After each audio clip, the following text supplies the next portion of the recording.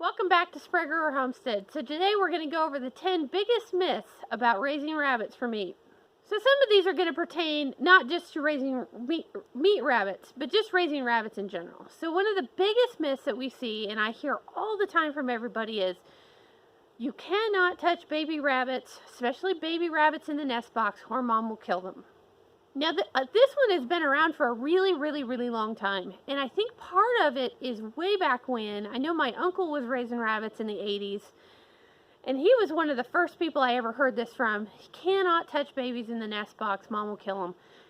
I think the problem comes down to rabbits that were raised for meat, and this even counts a little bit today, really weren't handled enough.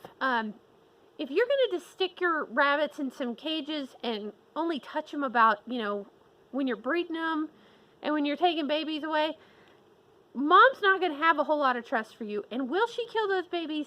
Maybe. If she views you as a predator, she is absolutely going to be less inclined to letting you touch them. This is going to include not only killing the babies, but that she's more likely to bite you, scratch you, thump at you, and strike out at you.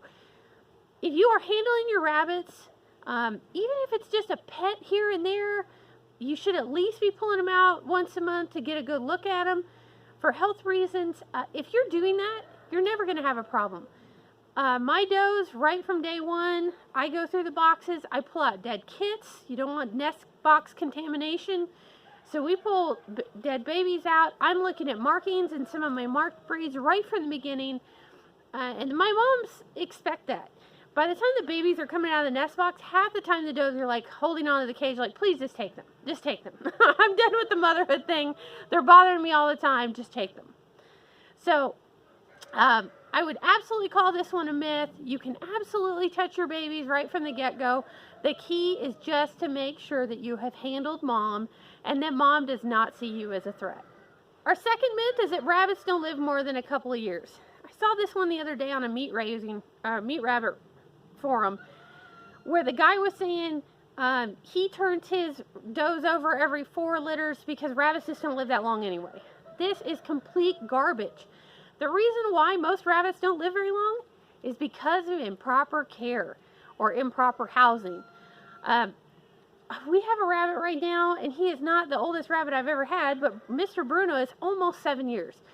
It is not at all unusual for rabbits to live 7 to 12 years. It is not at all unusual for a doe to still be producing at 4 and 5 years of age. And bucks, we've still got bucks breeding at 5 and 6. It is not unusual. It is not impossible. It is all about the care. So myth number 4 is that the best reason to get into meat rabbits is because it is a whole family exercise and rabbits make great pets for kids. No! The truth of the matter is, older children that learn how to deal with rabbits, they do fine with. Little kids, never in this lifetime would I recommend rabbits for a very little kid.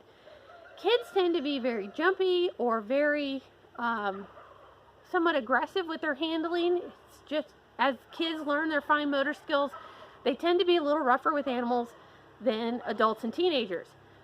Rabbits are a prey animal, so if you treat them at all with aggression, loud noises, that sort of thing, they bite on instinct. They bite, they run, they thump, they slap, they pee. So you don't want to do any of those things. So I do not recommend kids to be dealing with rabbits.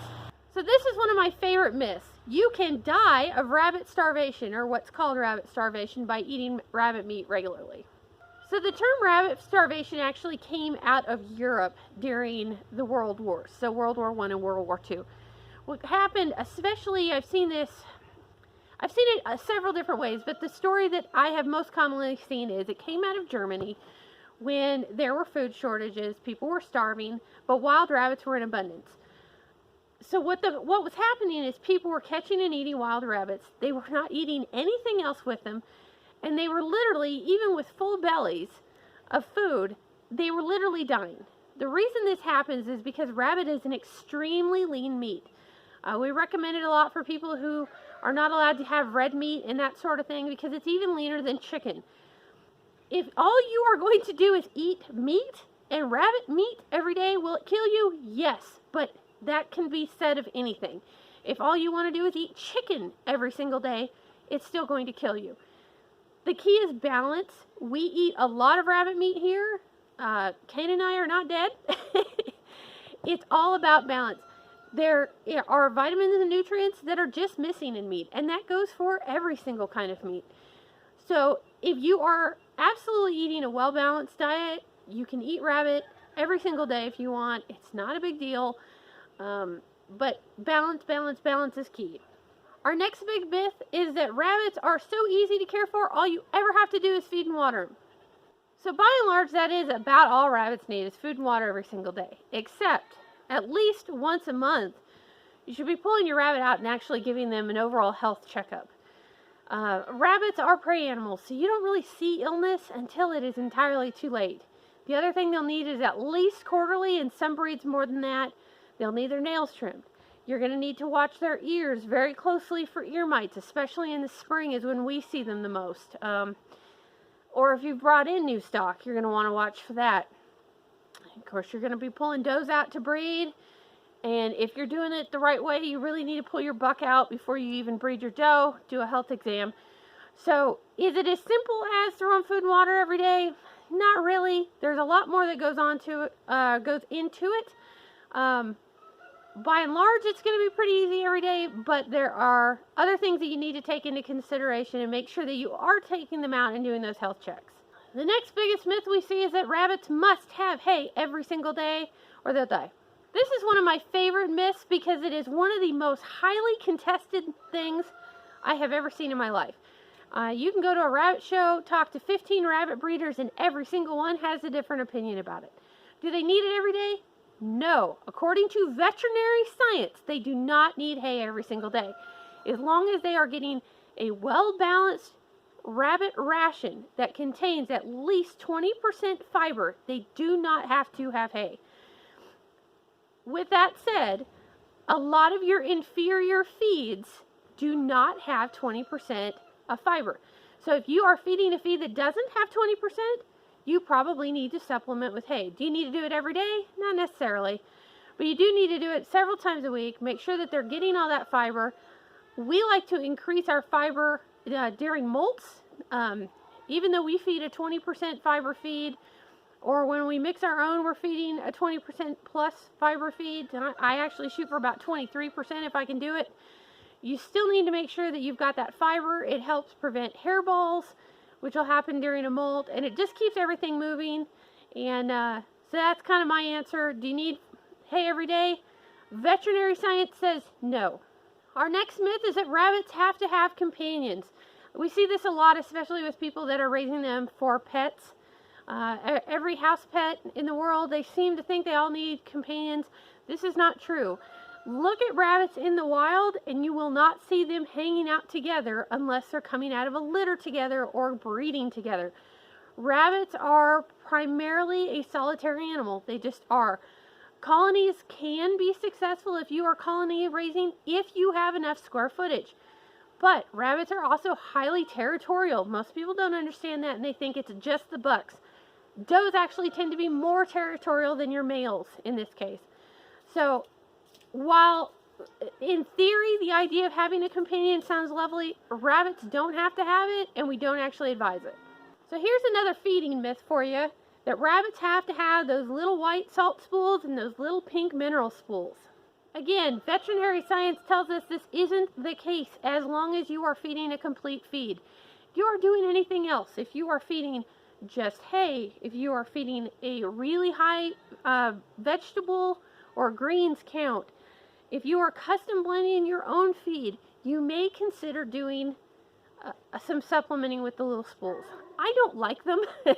They are notorious for rusting out cages, which is no good. I like to try and keep my equipment going good as long as possible.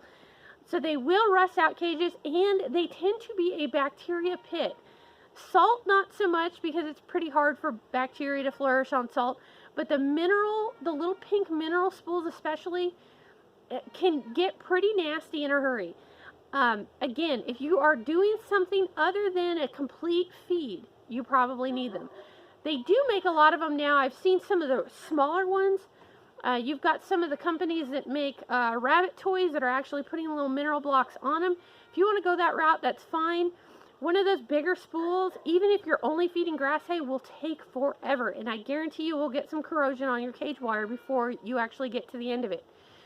So do you need them? Not if you're feeding a balanced diet. If you're not, yes you do. The next myth that we have, I actually got from somebody here the other day, did some Googling and found out that this actually is a pretty common myth, and that is you do not eat rabbit in the spring months. So this is a very, very old myth, and it comes from the fact that a lot of people actually hunt rabbit rather than raise rabbit, and this is where it comes from. Your parasites in wild rabbit are very high in the spring months. It's because your parasites are looking for new hosts, and they're starting to breed. So if you're eating domestic rabbit, this isn't a problem because we tend to cage our rabbits. Our exposure to parasites are the same all year round. If you're feeding a lot of grass hay, you are more likely to have parasites. If you are feeding a lot of greens during a really active time of the year for snails and slugs, just make sure you're washing your greens off to try and get rid of any eggs that might be on the produce. Otherwise, just watch your drop pans or underneath your cages for worms, and if you have worms, treat accordingly. Otherwise, this is completely a myth. It is not a seasonal thing unless you are dealing with wild rabbits.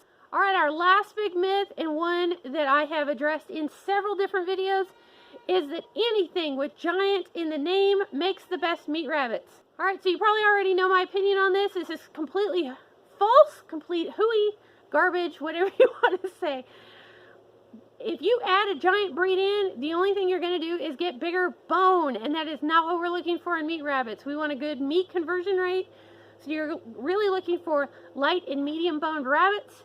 Anything with a giant in it is going to be heavy boned. So Flemish giant crosses, giant chinchilla crosses, checker giant crosses, stay away from them. They may make a rabbit that grows bigger faster, but I assure you that all of that is going into bone growth.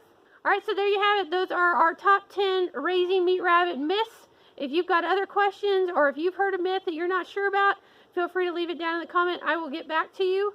That's it for today from Sprague Homestead. Happy homesteading, and we will see you next time.